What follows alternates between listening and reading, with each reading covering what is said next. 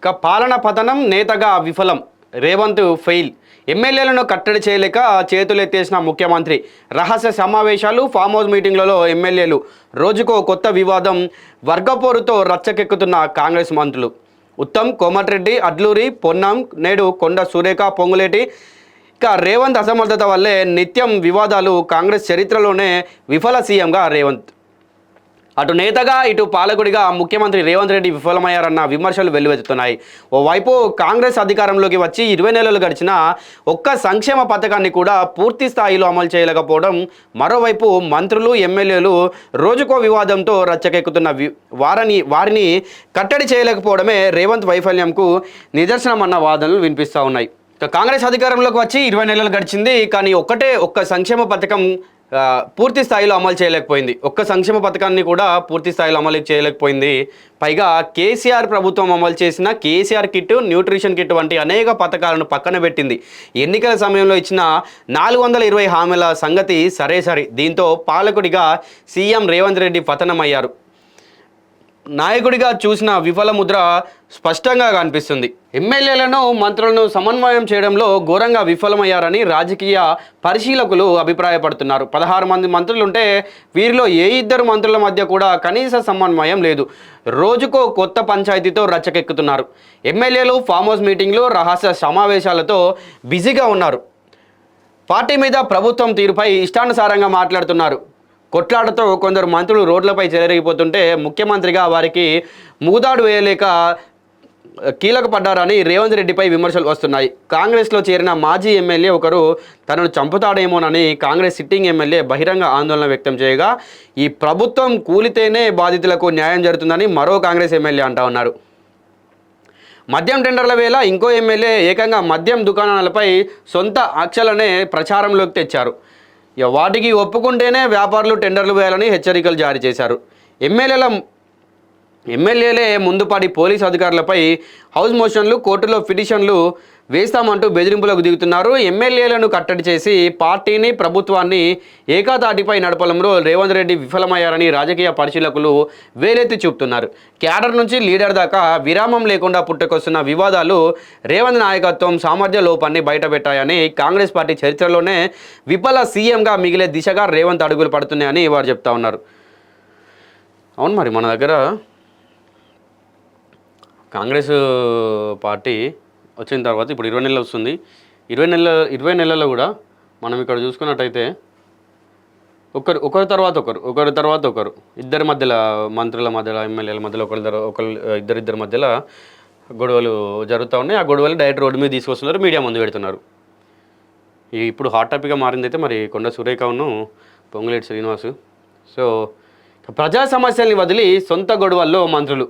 రాష్ట్ర జనాభాలో 56.33% ఉన్న బీసీ ప్రజలు తమకు 42% రిజర్వేషన్లు దక్కుతాయో లేదోనని ఆందోళన ఉండగా ఇదేమీ పట్టనట్టుగా మంత్రులు వ్యవహరిస్తున్నారని విమర్శలు వస్తున్నాయి. సీనియర్ ఐఏఎస్ అధికారులను వెంటబెట్టుకొని ఢిల్లీకి వెళ్ళి 42% బీసీ రిజర్వేషన్ల అమలుపై కేంద్రంతో లాబయింగ్ చేస్తారేమోనని అనుకుంటే కాంట్రాక్టు గొడవలు, కులాల కుమ్ములాటలతోనే వారికి సరిపోతుందని పలువురు మండిపడుతున్నారు. 420 హామీలను గుప్పించి అధికారంలోకి వచ్చిన కాంగ్రెస్ 20 నెలల పాలనలో ఒక్క సంక్షేమ పథకాన్ని సంపూర్ణంగా అమలు చేయలేదని ప్రజల నుంచి విమర్శలు వ్యక్తమవుతున్నాయి. మార్పు కోరుకుంటే 10 ఏళ్లు విధ్వంసం జరుగుతుందని ప్రజలు ఒకవైపు ఆందోళనలు వ్యక్తం చేస్తుంటే, మంత్రులకు, ఎమ్మెల్యేలకు మాత్రం ఇదేమీ పట్టనట్టుగా కాంట్రాక్టు పనులు, అవినీతి సొమ్ములో వాటాలు, అధికార మత్తు నుంచి పుట్టిన అసహనంతో కొట్లాటలకు దిగుతున్నారనే విమర్శలు వెల్లువెత్తున్నాయి. ఇక్కడ చూసుకుంటే ఎమ్మెల్యేలు ఎవరికి వారే రాష్ట్రంలో కులాల వారీగా, వర్గాల వారీగా, గ్రూపుల వారీగా ఎమ్మెల్యేలు రహస్య సమావేశాలు నిర్వహిస్తూ ఉన్నారు. తొలిసారి ఉమ్మడి మహబూబ్నగర్ జిల్లాకు చెందిన యువ ఎమ్మెల్యే ఆధ్వర్యంలో తొలిసారి 10 కాంగ్రెస్ ఎమ్మెల్యేలు ఒక హోటల్లో రహస్యంగా సమావేశమయ్యారు. ప్రభుత్వంలోని మంత్రులు అవినీతిపై సుదీర్ఘంగా చర్చించినట్టు సమాచారం. తర్వాత మంత్రుల భూదందాకు సంబంధించిన ఫైళ్లు ఏకంగా కాంగ్రెస్ శాసనసభ పక్షం సమావేశానికి తీసుకొచ్చి ఇదే ఎమ్మెల్యేల పార్టీలో కలకలం రేపారు. వారి స్ఫూర్తితోనే మంత్రివర్గ విస్తరణ సమయంలో ఎమ్మెల్యేలు మాల, మాదిగ, గిరిజన సామాజిక వర్గాల వారిగా విడిపోయారు. ఎవరికి వారుగా రహస్య మంతనాలు జరిపి పార్టీ అధిష్టానంపై ఒత్తిడి తీసుకొచ్చారు. ఇది పార్టీ నియమావళిక విరుద్ధమని చెప్పినా ఎవరూ ఖాతరు చేయలేదు. ఇటీవల కాంగ్రెస్ మంత్రి ఈ ప్రభుత్వం కూలిపోతేనే భూ బాధితులకు పరిహారం వస్తుందని తీవ్ర వ్యాఖ్యలు చేశారు. ఉమ్మడి మహబూబ్ నగర్ ప్రాంతానికి చెందిన మరో ఎమ్మెల్యే హైదరాబాద్లోని కీలక ప్రాంతంలోని భూ వివాదంలోకి చొరబడి పోలీస్ అధికారితో వాగ్వాదానికి దిగడం, తన సహచర ఎమ్మెల్యేలతో కలిసి హౌస్ మోషన్ ప్రవేశపెడతానన్న బెదిరింపులకు సీఎం లొంగిపోయి పోలీస్ అధికారి చేత క్షమాపణ చెప్పించిన విషయం అప్పట్లో సంచలనంగా మారింది. అదే మనం మాట్లాడుకునేది ఏంటంటే మొత్తంగా కూడా ఈ ఎవరు ఏం చేస్తారు, ఎవరు ఎట్లా మాట్లాడతారు వీళ్ళకే తెలియదు. ఈ కాంగ్రెస్ పార్టీలో ఉన్న వీళ్ళకే తెలియదు. కొట్టుకున్నాడు ఎప్పుడు చూడు గొడవలు గొడవలు గొడవలు గొడవలు. ఆ గొడవలన్నా మళ్ళీ ఏమన్నా ఆపోజిషన్ వాళ్ళతో అవుతున్నాయి అంటే అది కూడా లేదు, వీళ్ళకి వీళ్ళే. సరే, ఇంకా వాటాల కోసం రోడ్డుకెక్కిన మంత్రులు. దేవాదాయ శాఖ మంత్రి కొండా సురేఖ, రెవెన్యూ హౌసింగ్ శాఖ మంత్రి పొంగిలేటి శ్రీనివాసరెడ్డి విభేదాలు పొడుచుపాయి. మేడారం జాతర అభివృద్ధి పనులకై 70 కోట్ల విలువైన టెండర్లో మంత్రి పొంగులేటి జోక్యం చేసుకున్నారని సురేఖ రోడ్డుకెక్కారు. తనకు కాకుండా, తనకు తెలియకుండా తన మంత్రిత్వ శాఖ పరిధిలోని పనులపై పొంగులేటి ఆదేశాలు జారీ చేయడంపై కొండా సురేఖ మండిపడతా ఉన్నారు. ఏమన్నా ఉంటే మాట్లాడుకొని మీరు చేసుకోవాలి, కానీ ప్రతి విషయానికి ఏమంటారు మీడియా ముందుకు వచ్చి ప్రజల ముందుకు వచ్చి చెప్తే మీరే ప్రజల దగ్గరికి వస్తే మరి ప్రజలు ఎవరి దగ్గరికి పోవాలి? ఆయన మనుషులకు టెండర్లు ఇచ్చుకోవడానికి పొంగులేటి ప్రయత్నిస్తున్నారని ఆమె టీపీసీసీకి ఫిర్యాదు చేశారు. ఆమె ఫిర్యాదును స్వయంగా టీపీసీసీ అధ్యక్షుడు ధృవీకరించారు. ఆమె అక్కడితో ఆగకుండా ముఖ్యమంత్రి రేవంత్ రెడ్డి దృష్టికి కూడా తీసుకెళ్లారు. సీఎం స్థాయిలో కూడా పరిష్కారం కాలేదని భావించిన సురేఖ ఇప్పుడు ఢిల్లీ వెళ్లేందుకు సిద్ధమయ్యారు. సోమవారం రెవెన్యూ మంత్రి పొంగులేటి మరో మంత్రి సీతక్క వరంగల్ జిల్లా ఎమ్మెల్యేతో కలిసి మేడారం జాతర పనులపై సమీక్ష సమావేశం నిర్వహించారు.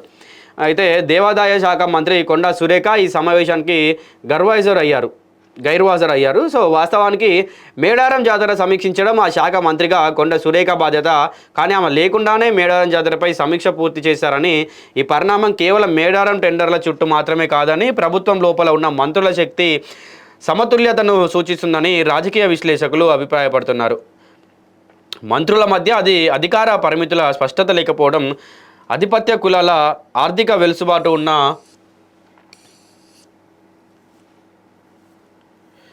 మంత్రుల బలహీన వర్గాల మంత్రులపై ప్రభావం చూపించాలనే ప్రయత్నాలే ఇలాంటి పరిస్థితులకు దారితీస్తున్నాయని వారు చెప్తున్నారు. రేవంత్ రెడ్డి ప్రభుత్వం ఏర్పడినప్పటి నుంచే కేబినెట్ మంత్రుల మధ్య సమతుల్యతపై అనుమానాలు వ్యక్తమవుతున్నాయి. సీఎంగా మంత్రుల మధ్య ఉన్న గ్యాప్ను తుడిపేయడంలో విఫలమయ్యారని రాజకీయ పరిశీలకులు చెప్తా ఉన్నారు.